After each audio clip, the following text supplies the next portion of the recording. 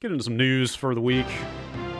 If you're watching the video version of this podcast, you might notice a faint yellow glow across my face because I have a giant full-screen JPEG that is yellow with black text on it from Twitter. That's right. It's another Cyberpunk 2077 Halo's delay. delayed. Wait, what? Cyberpunk? They delayed Halo. No way. It's supposed to be out next week. And also Cyberpunk 2077. God. Can you guys think of another game that has been delayed, A, this many times, and B, so close to its release? Didn't one of the GTAs get pushed back a zillion times? And Probably. I don't remember which one it was. But People there in was the chat saying Duke Nukem Forever. That doesn't count. A game completely dying is not the same as getting delayed. That does not count. It's only a 3-week delay this time only. It's a 3-week delay of the game after it went gold. Yes. The game went gold like what, 2-3 weeks ago or something. And I've seen more than a few people on Twitter talking about taking the day and the day after off of work or more around the initial release date, which is now invalid. So never do that. Yeah. Or at least wait until as close as humanly possible to the release date. I mean, they address. Once they go gold, like that's usually a pretty safe bet. Yeah, you would think they address that in this message. They say passing certification or going gold means the game is ready, can be completed, and has all content in it. But it doesn't mean we stop working on it and raising the quality bar. On the contrary, this is the time where many improvements are being made, which will be distributed by day 0 patch. This is the time period. 0 day. Yes. They're everywhere. The other Cyberpunk game hacked this one. So they essentially say that time period after going gold but before release to get a day 1 patch out is what they underestimated needing time for, so they're taking an extra 3 weeks for that.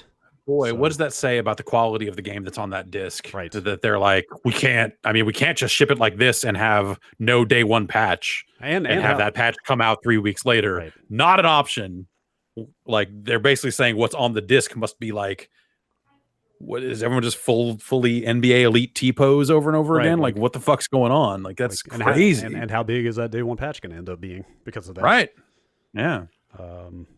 So it's December 10th now. It was it November 17th previously, I think. Is that right? That sounds right. Sure. I don't know. Let's say something like that. 19th. Something of that nature. It was right before Thanksgiving, I think. And now it is 10th of December, which is about as late as it could be and still be this year. Well, could be December 12th. Could be December Am I making it up that they kind of made a big deal recently about the fact that they're never going to have to delay it again? Yeah. Like the last time. There's like a lot of people posting screenshots on Twitter from like yesterday of the Cyberpunk Twitter account going like, no more delays. Yes. Because no one told the social person that this was even on the table. That's the first person you need to tell in 2020. They're on the front lines of your cyber war. They need to know with them so they can be ready with the counter memes. You got to be thinking ahead. That's right. To hear Jason Schreier tell it this morning, nobody at the studio knew about this delay except for the management until today. So wow. Okay, well there you go. If the game's not ready, the game's not ready. Right? What are you gonna do? Yeah, except make the game. Like if that's what you got to do, that's what you got to do. I think the way they're doing it with these 100-hour work weeks and all this other stuff doesn't sound fucking great. Crunch. But like I think like more interesting. Well, not more interestingly. I mean, people are fucking going crazy working on this thing. But yeah, I just like what state is that game gonna actually be in when it finally comes out? Like this just seems like it is coming in beyond hot. And I'm really curious to see how that manifests in some, if that's something that impacts some versions of the game more than others or something where they're just like, this Xbox, try running on an Xbox One S and it burst into flames. Yeah, actually, I should mention that they touch on that in this statement. They say the biggest challenge for us right now is shipping the game on current gen, next gen, and PC at the same time, which requires us to prepare and test 9 versions. It's a lot. I mean, that's a lot of work to do with unreleased hardware that, from working from home. Like you look at it like it makes sense when you think about where the world is right now and what they're trying to pull off with all those different versions of the game and all that sort of stuff. It's I've got them here. I'll just list them out. Xbox One and Xbox One X, compatibility on Xbox Series S and X, PS4 and PS4 Pro, compatibility on PS5, PC, and Stadia.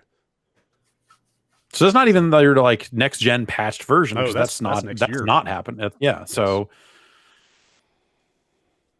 it's a lot. I wonder how much actual work they have to do to make their PS4 game run on PS5, because that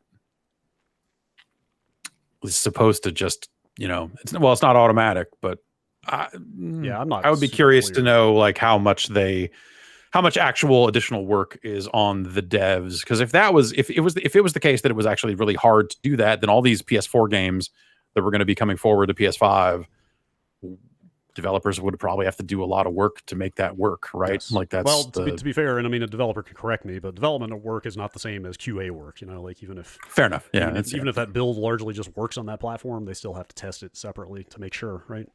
Yeah, I guess in my head that's like something Sony is helping out on or something, because they are gonna know the ins and outs of the PS5 a lot better than any external dev is right now. The Microsoft's Xbox press conferences sure had a lot of Cyberpunk trailers. Fair point. It's in no one's best interest to ship a bad version of that game, especially on a new console. So I don't know. That's I guess like not surprising in some weird way. I mean, when you read into it and they're like, the game is being pressed to disc right now, but we're pushing it back anyway, and it's not a distribution issue, like that's fucking wild. But at the same time, like, hey, we're delaying Cyberpunk again. I'm definitely like, okay, sure you are. Of course you are. Yeah. What do you think? In some weird way. What does that mean for if discs are being manufactured now? Like, discs always get out there, right? These days. Like somebody in Dubai is going to open a crate of those things or something. You know what I mean? There's like, yes, someone will find a truck of these and do something. Maybe. I don't know. What if somebody gets a hold of like the disc next week or something? And like that thing is still. Yeah. I don't know. It's certainly possible, I guess. Yeah. I don't know. Will anyone here put money on this game being delayed again? Nope. I would put no money on that.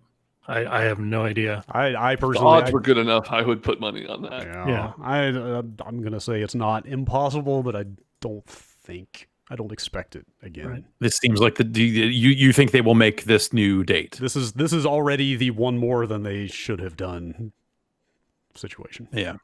To go beyond I might say it's maybe two more. Well, yeah, but what I mean is like they literally said they were done. Yeah.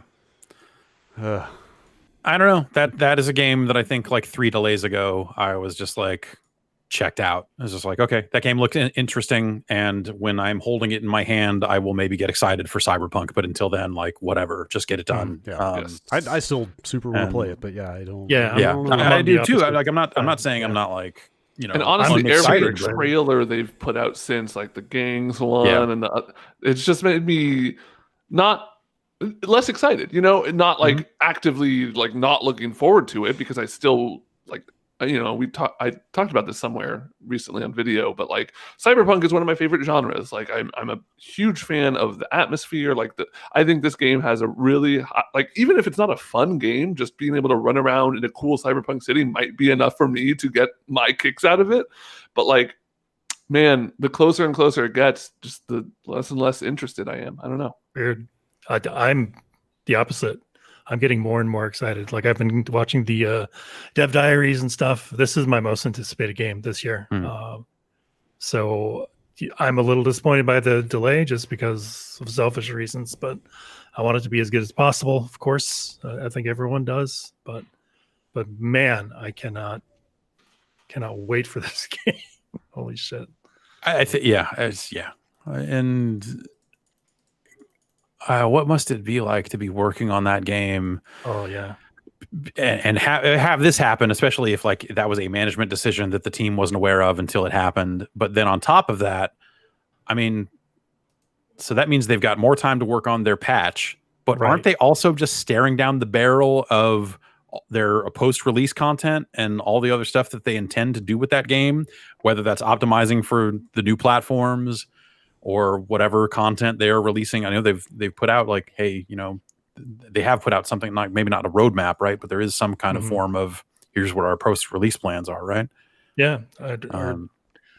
Yeah, you wonder if they're breathing a sigh of relief, but probably not, because it probably means 3 more weeks of heavy crunch. Totally, yeah. I mean, that's the thing is delays don't mean everyone goes like, oh, thank God. Yeah, it means like everyone is now locked in for longer. Some interesting tweets going around this morning. A senior member of the team working on the game, who I won't name, said, "Even I'm starting to think this game isn't real, and I'm playing it right now." Yeah. It's weird. But weird. Yeah, like they're gonna go on to make DLC and make whatever other stuff that they're making for that game, and like now if they want to hit whatever that timeline was, then now they're behind even further on that. Do they try to make up the time, or do they push all that stuff back too? Hopefully, yeah. But like, this is already a studio that's kind of been crunching all year or something, right? Yeah. I mean, I think if I remember, I think the Witcher 3 DLC was like a good long while after the initial game came out. So anyway, how long did it take them to fix Witcher 3 when it launched? Like the movement stuff, like that was kind of the. I feel like the movement changed maybe in the first month of release, or shortly after that, maybe for 6 weeks, something like that. I remember that got patched pretty quickly. Yeah. All right then.